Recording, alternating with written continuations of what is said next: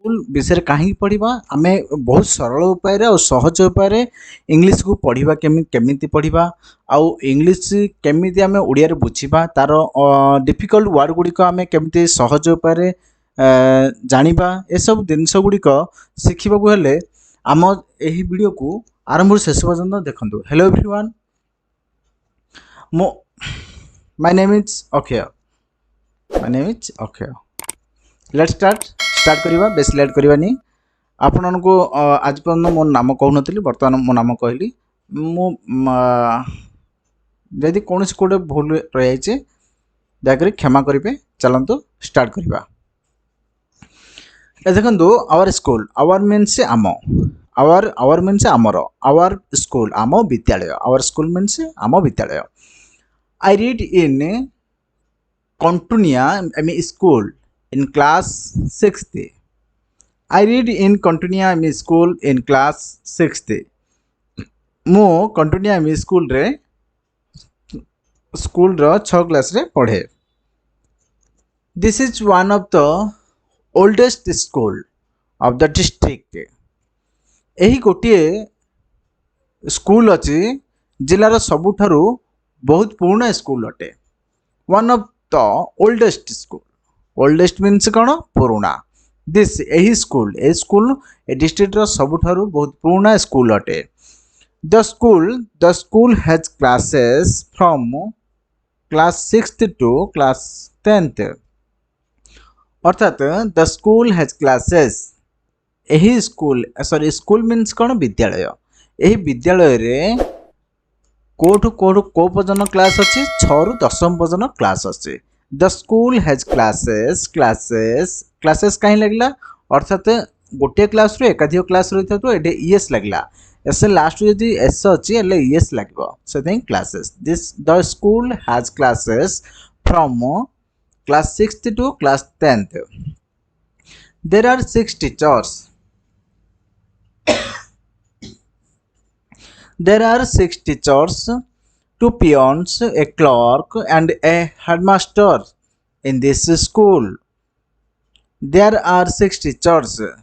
एठारे 6 जन शिक्षक अछंती, 2 जन पियन अछंती, ए क्लर्क गोटे क्लर्क बा किराणी अछंती, ए हेडमास्टर गोटे प्रधान शिक्षक अछंती एही स्कूल रे। अर्थात कोन? कंटिन्यू स्कूल रे के जन शिक्षक अछंती? There are 6 teachers, 2 peons, a clerk and a headmaster in the school. There are 6 classrooms, an office, a library, an auditorium in this school. There are 6 classroom। अर्थात 6th ରୁ 10th मध्य जो अच्छी class गुड़िक अच्छी से क्लास गुड़िक मध्य 6टी श्रेणी गृह अच्छे। Classroom means कौन? श्रेणी गृह। 6 मीन्स कौन? 6टी श्रेणी गृह अच्छी। आन ऑफिस गोटे कार्यालय अच्छी। ए लाइब्रेरी अर्थात पुस्तक रहिबा घर, पुस्तक थिबा घर, लाइब्रेरी अर्थात बहुत गुड़े बही थिबो। अर्थात आर capacity. This library contain in 5000 books. यही जो लाइब्रेरी जो विराट बड़ लाइब्रेरी अच्छी 5000 बही अच्छी एटे। आन ऑडिटोरियम मीन्स कौन? सभा समिति। अर्थात जेकोसी पेरेंट्स मानकर मीटिंग होची अर्थात सभा हम से ऑडिटोरियम रे अर्थात सभा समिति गृह रे होची। से गोटे सभा समिति गृह मध्य अच्छी। कोठ अच्छी? ए स्कूल अर्थात कंटिन्यू मीन स्कूल रे। The classrooms are neat and clean. यही जो श्रेणी गृह गुड़िक क्लासरूम मीन्स श्रेणी गृह गुड़िक जो अच्छी नीट एंड क्लीन सफा सुतरा। आफ्टर साइक्लोन, आफ्टर अर्थात महाबात्या परे, आफ्टर परे, सॉरी फ्रेंड एटा आफ्टर मो ब्रैकेट विथिन ब्रैकेट परे लिखि पालिनी, क्षमा करिवे। आफ्टर मीन्स परे ले आपण मानू कहि दूची। After cyclone, after means after cyclone अर्थात महाबात्या परे the school is running in this attractive building made by Maharashtra government. The school is running।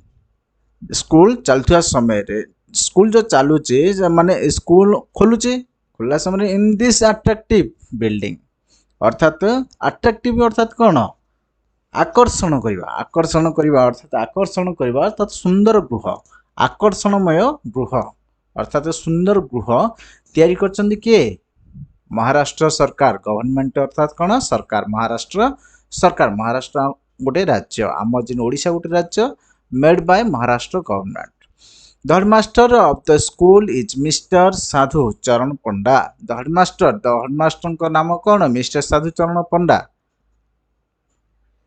he is commanding and a great disciplinarian he is commanding दृढ़ शासक भली कार्य आउ बड़ श्रृंखला रक्षाकारी अर्थात बहुत भल मनीष अटंती दृढ़ शासक भली कार्य करती आ बहुत बड़ श्रृंखला रक्षा करिथांती किए headmaster he is commanding and a great disciplinarian The teachers are learned love and helping. The teachers अर्थात शिक्षक माने कौन करती बहुत ज्ञानी स्नेही एंड साहाय्यकारी अटंती the teachers are learned love and helping शिक्षक माने कौन अटंती ज्ञानी स्नेही और साहाय्यकारी अटंती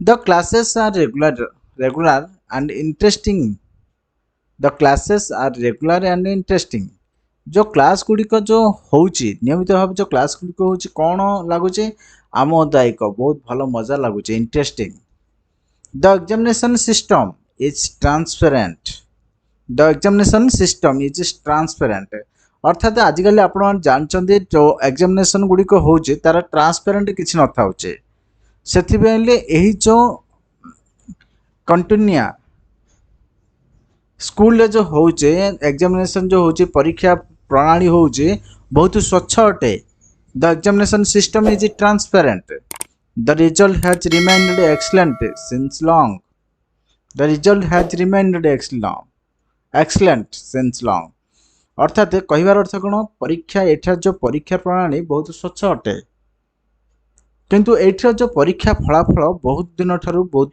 खूब भल प्रदर्शन करता है remained excellent since long time the result has remained excellent since long result means परीक्षा फलाफल अर्थात फलाफल कले हम परीक्षा फलाफल रिमेन्ड एक्सीलेंट खूब भल सिंस लॉन्ग टाइम लॉन्ग अर्थात बहुत दिन ठारू एठारे परीक्षा फलाफल बहुत भल करता है The library contained about 5,000 books.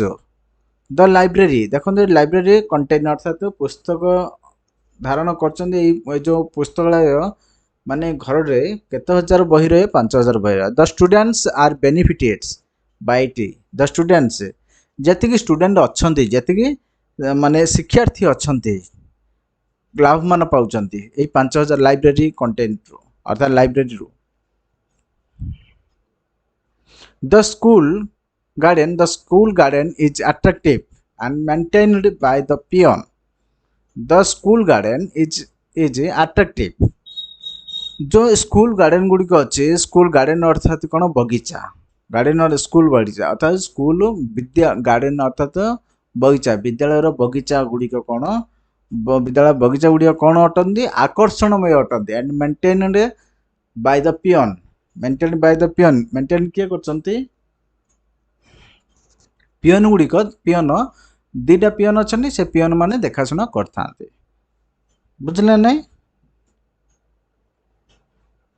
The school playground is vast and plain the school playground vast vast माने विराट एंड प्लेन समतल विद्यालय जो खेल पड़िया विराट और समतल अटे सेठा we play cricket football there सेठारे क्रिकेट अर्थात बैट बॉल खेलु क्रिकेट क्रिकेट आप जानते क्रिकेट और फुटबॉल से गोटे नात पकेबू एठारे कौन आम मैंने क्रिकेट और फुटबॉल खेलु the school provides NCC scopes to both boys and girls आम विद्यालय प्रदान करिछि कौन एनसीसी स्कोप कहा को बोथ माने उभय boys and girls boys means बालक गर्ल्स मीन्स बालिका बहुत सुजोग दूचे एनसीसी स्कोप्स आम स्कूल बहुत सुजोग दूचे कौन दूचे सुजोग प्रदान कर कौन उभय बॉयज एंड गर्ल्स को बहुत सुजोग प्रदान कर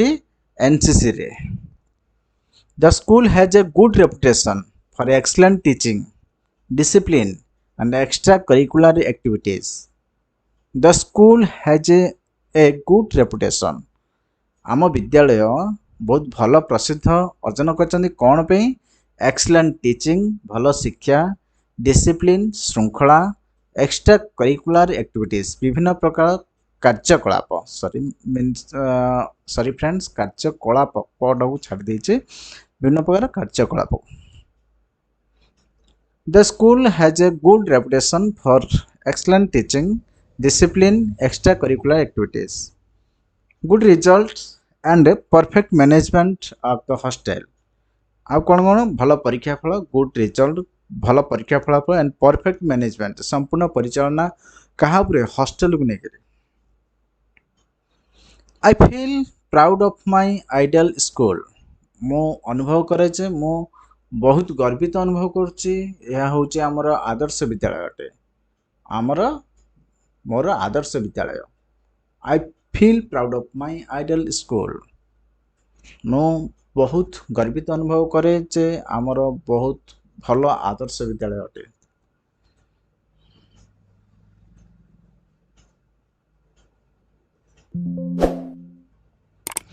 I read in continua in school in class 6th. This is one of the oldest school of the district.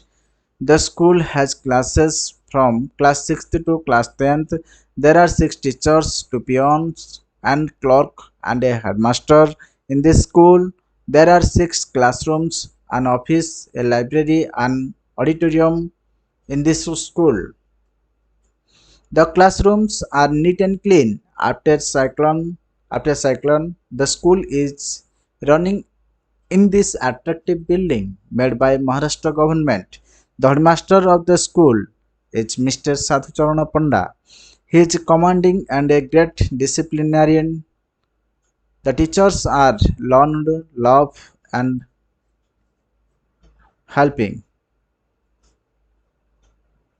The classes are regular and interesting. The examination system is transparent.